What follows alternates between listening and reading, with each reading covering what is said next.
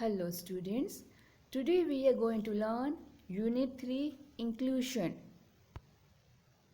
A new chapter titled The Girl Who Asked Why.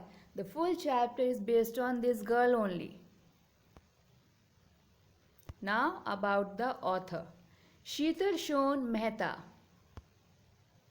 Sheetal Shone Mehta is an author and entrepreneur. She wrote her first story at age 7.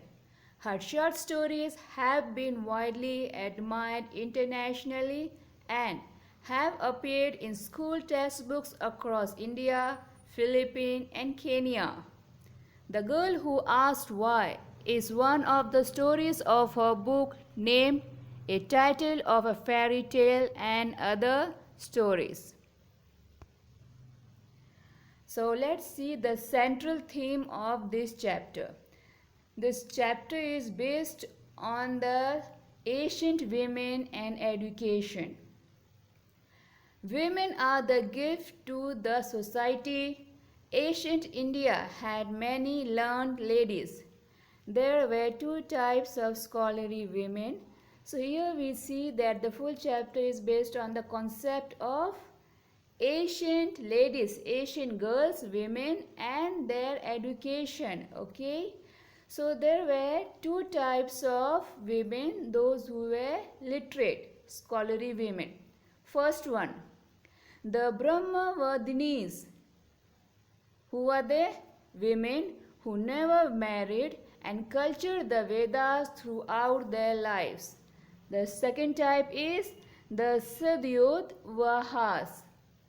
Women studied the Vedas till they married. Okay, so let's see the example. Maitreyi. Who was she? The celebrated wife of the most learned philosopher of ancient India.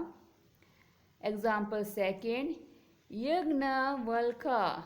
She used to hold discussion on abstruse philosophical questions with her husband. Third example, Gargi. She participated in debate with Yajnavalkya on philosophical issues. Example 4, Leela She was the great mathematician of ancient India. So we see here the examples of the women. Those in the ancient time, they were literate. They were highly literate. They were scholarly women. Okay. So let's start our chapter. This story happened really long time back, but it is still very relevant. Girls were taught to cook, to take care of the family, and then married off. Studying was off limit to girls. In those old time, ancient time, the girls were only taught to cook, to take care of the family, to get married, to have children. Studies was not the part of their life. Studying was off limit to girls. Ancient India. You notice one thing here, the pics, you see the girls in ancient time in the Asian costume dress, that is sari. Okay, nowadays the girls, they don't wear sari at home. All right.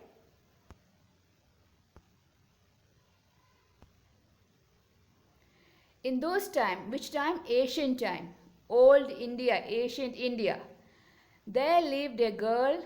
She was little different. She always had lots of questions in her mind.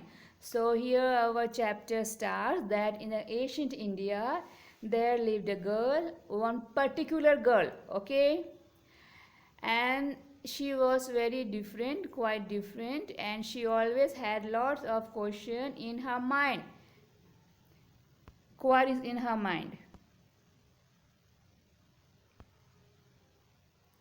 When she was little, her mother wanted her to learn cooking. The girl asked her mother, "Why should I learn to cook?" Mother said, "So that you can feed yourself when required." As usual, I told you, in ancient time, girls were only taught to cook. to learn household chores. So here the girl asked her mother why should she learn to cook. Mother said that so that she can feed herself when required. The girl said fair enough and learned to cook. After some time, her mother wanted to teach her household work. The girl again asked why. So after some time, the mother wanted to teach her the household chores, household works. The girl again asked, "Why should I?" The mother said, "So that you can be self-dependent." The girl asked, "Fair enough," and she learned the household chores. That means how to maintain the house.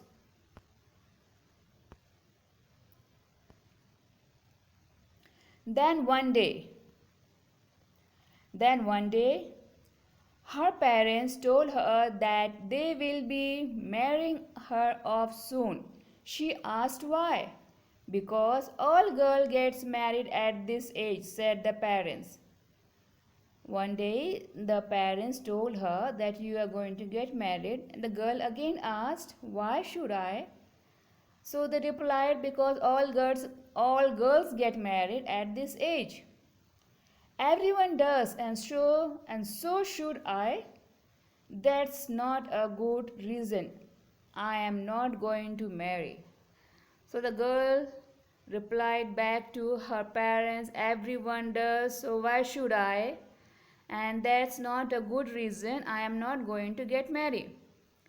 The girl's determination surprised her parents. Other parents could have forced the girl into marriage, but her parents didn't. As the other parents do, this girl's parent didn't force her to get married. Okay?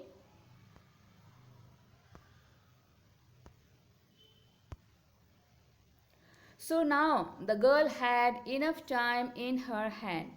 As her father was a teacher, she joined her father's academy. There she learned several hymns and their meaning. She asked questions and learned even more. Soon she surpassed her father in knowledge. Soon a girl has a time and freedom for her wish, whatever interest she has, okay? And she has interest in education, learning. And fortunately, her father was teacher and had her academy of their own. So she joined her father academy and she used to sit there, learn the hymns, religious songs, hymns and their meanings. And she surpassed her father in knowledge. That means she gained good knowledge from learning several hymns and their meanings. She was quite intelligent. One day an invitation arrived. It was from the king. The invitation was for the brightest scholar in the academy. As it happened, the king wanted to compile all the knowledge in the universe into books. To get the input, he had invited scholars and philosophers from all over the world. So one day what happened, the king of that place, that region, invited all the scholars, the brightest intelligent person living in that place. He invited all the scholars who were brightest scholar in the academy. Okay, for what purpose? To compile together all the knowledge in the universe into books. All right, and for that he invited the brilliant scholars and philosophers from all over the place, from all over the world.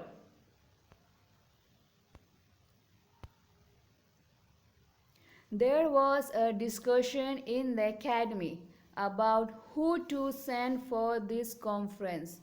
After a lot of thought, they all agreed that the girl was the brightest scholar in the academy. So the girl was sent to the conference.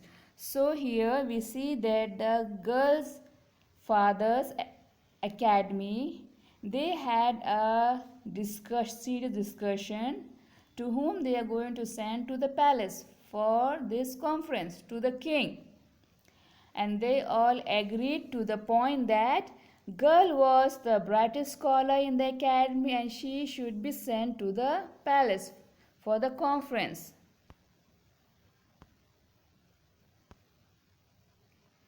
When the girl reached the conference venue, she was taken aback by the grandeur. She noticed a large number of men, but hardly any women among the delegates. So the girl arrived in the palace over there and she was quite taken aback by the grandeurs. Okay? And she noticed that there were large number of men only and there is hardly, that means no women, girls among the delegates. That means important personals.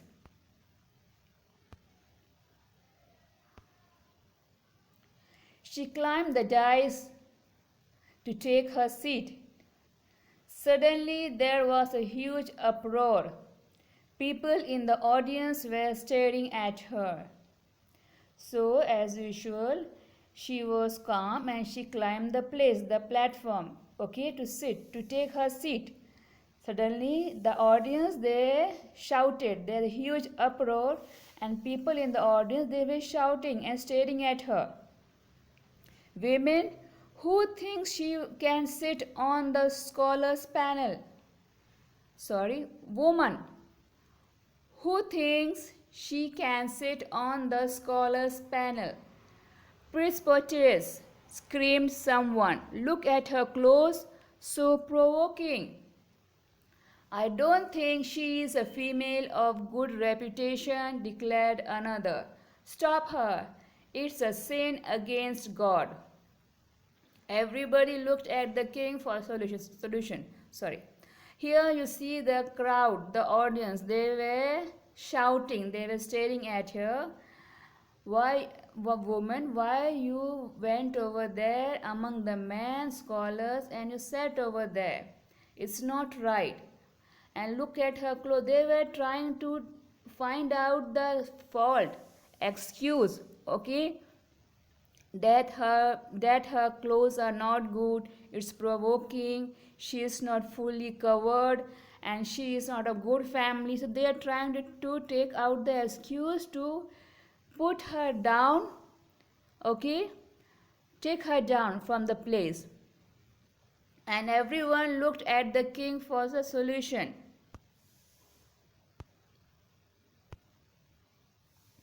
The king pondered for a moment. Girl, there is some misunderstanding. A woman can't sit on the scholars panel unless she is accompanied by a man. Oh, the king said, girl, there's a serious misunderstanding. A woman cannot sit on the scholars panel, scholars place, unless she is with some man, accompanied by a man. Okay? Pardon me, Your Grace, but I was invited to join the discussion, said the girl. What girl said? Excuse me, my gracious king. Okay, pardon me, but I am invited. I was invited to join the discussion. I had an invitation to sit in the scholars panel, she said. I don't remember inviting you, said the king. Or the king said, I don't remember. That is quite rude. Okay, inviting you. You sent the invitation for the brightest scholar in my academy. I am the brightest in my academy. So the invitation there was nothing about only male scholars being allowed, answered the girl. The girl was very intelligent and very much, you can say, quick mind. So what she replied, you send me the invitation, okay, for the brightest scholar in my academy and I am the brightest scholar in my academy. And you didn't mention, there was nothing about that only men are allowed. Okay, only the male scholars been allowed. answered the girl. The king gave a little chuckle.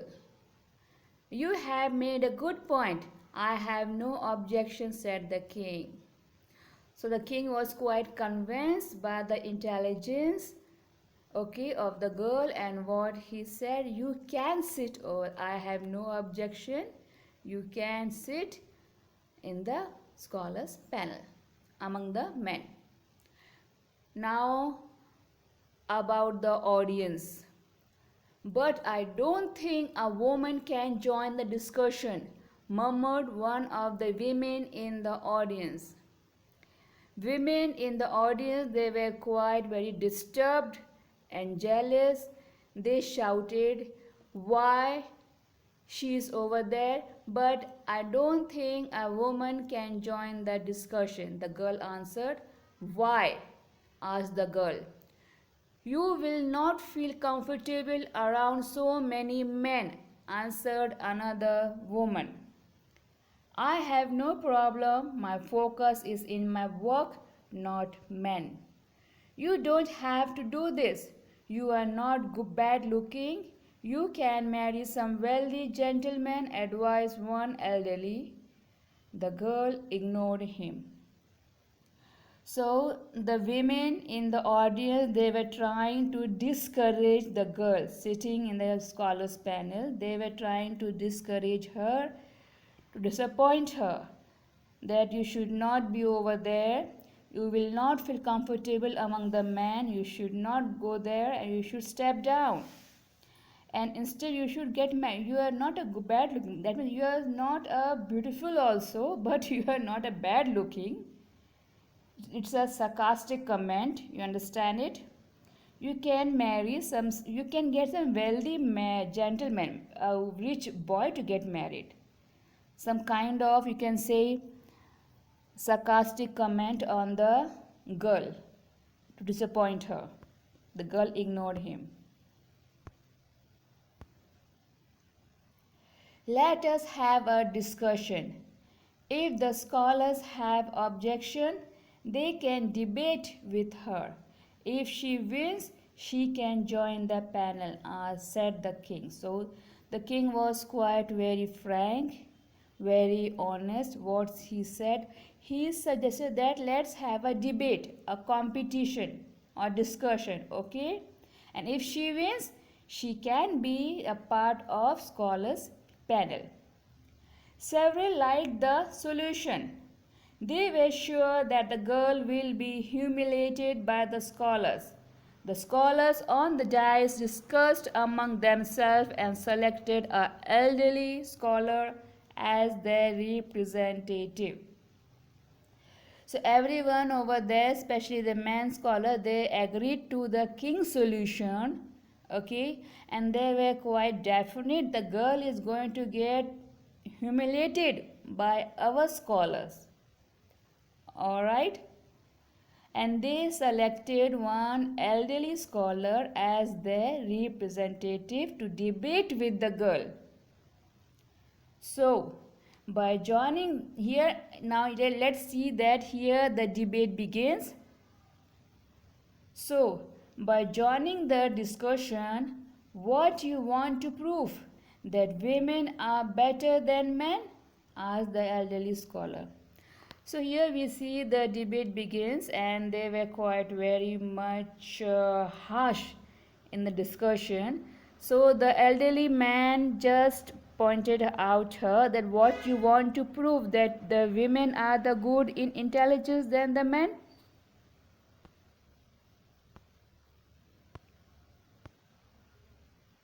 No, sir, I don't want to prove anything. I am here to join the discussion, to quench my thirst for knowledge, like all of you, said the girl fearlessly. The girl was very polite in answering their questions, and she answered bravely, fearlessly, that no, sir, I didn't intend to humiliate or insult any of the male scholars or prove anything. I am here just to join the discussion as I am invited. Okay? My thirst, my interest in knowledge. All right. But greater knowledge is not for women, said the elderly scholar. I beg your pardon, sir, but why? Asked the girl. Because female intellect is weaker than men, said the elderly scholar. Says who, sir? It is written in the hymns. May I ask who wrote those hymns? Asked the girl. Now you see here, the girl was very sharp and quick in answering the question. Okay? In this paragraph, you see that she is just trying to answer the question of the elderly scholar in a very respectful, polite way. Okay?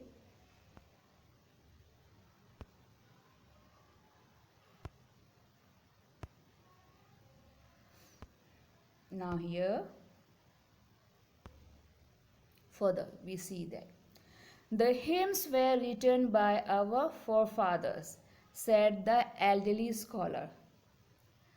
By forefathers you mean our male ancestors? Asked the girl again. Yes, of course, by our male ancestors, said the elderly scholar. How did our forefather know that the women have a weaker intellect? They noticed, said the elderly scholar, irritated. Now here, the girl is overpowering the intellectual way of questioning her, and she is answering them in the same manner. Now the elderly scholar, he is irritated, frustrated. But how, my lord? Give me an example. How did they notice? Asked the girl again. I don't remember, said the elderly scholar. Now the girl wants the evidence. Prove me with the evidence that is written, that where it is written that the female are weaker in intellect as compared to male. Okay, give me the name of the forefather who has wrote this thing. Ancestors who have written this thing. Give me the evidence. How you prove it? How are you going to prove it? And the elderly scholar said, I don't remember. Elderly scholar has no evidence to prove his statement.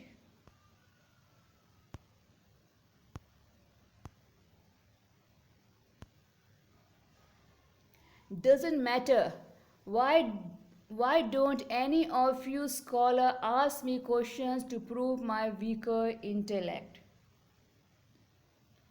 Okay, so the girl was full of confidence. What she said doesn't matter who wrote, well written, but it will be better if any of you scholar, you men scholar, ask me question to prove my weaker intellect.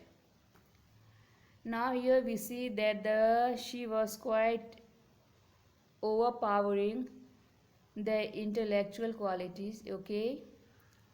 Many scholars thought of asking her questions but feared seeing her immense confidence. Now here the scholars, the men sitting over there as scholar panel, they were getting quite afraid of getting humiliated by the girl. So they don't have courage to ask her the question. Okay, because of her confidence. You ask too many questions, girl, shouted the elderly scholar. He was furious. Now they were now showing the anger, furiousness. The elderly scholar, now he was quite angry. He was trying to make the atmosphere tense because he could not prove anything. He had no evidence of his statement that the ladies, the females are of weaker intellect. So now he is getting furious, frustrated. Okay. The atmosphere was tense. Atmosphere now was disturbed, tense, and the elderly scholar was furious in a great anger. Sir, answer her. Why is a female intellect weaker than a male? The king said. Now when the discussion went, you can say when the discussion is disturbed, okay, now the king interrupted in between. Sir, answer her. Why is a female intellect weaker than a male? Said the king.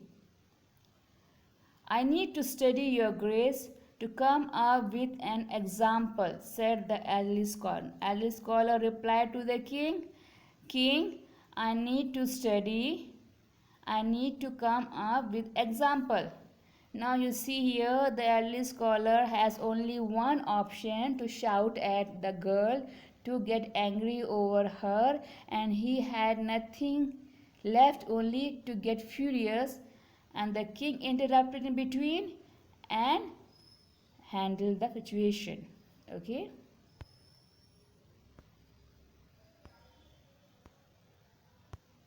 Now you see here. Now the king replied, Then I can't stop her from joining the scholars' panel. She has come here to her own merit. I will allow her to sit on the panel until you come up with a convincing example, said the king. Now we see here that the girl win. The girl win that debate, and now she is up, standing over there, and she win the debate. And the king said that now she deserved to be in the panel. That I cannot stop her from joining the scholars panel.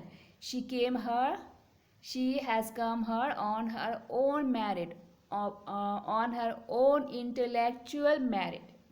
Because of her intelligence, she is over here. And I will allow her to sit on the panel until you come up with a convincing example. That means evidence, written evidence of the female's weaker intellect, said the king. People were still doubtful about the girl's worthiness, but as the discussion progressed, all doubt vanished. So here the discussion, the main purpose of the conference begins, and as the girl was quite brilliant in her intelligence, so she proceeded, okay, in a positive manner, and all the doubt vanished of her weaker intellectual.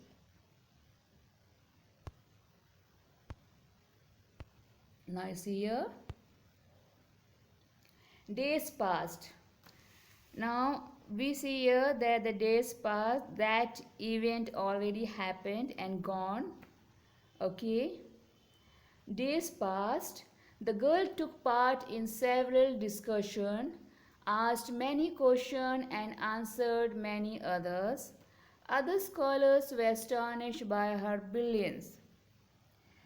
So the girl impressed the others male scholars by asking many questions and answering them politely their questions. Many others, okay, the scholars were quite astonished and quite impressed by her intellectual quality, by her brilliance.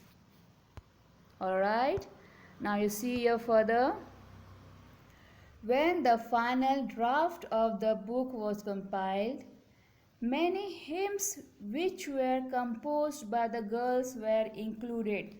For so many days, the conference continued in the palace, okay, among the scholar panel, And finally, one day, the final draft of the book was compiled, and many hymns which were composed by the girls were included.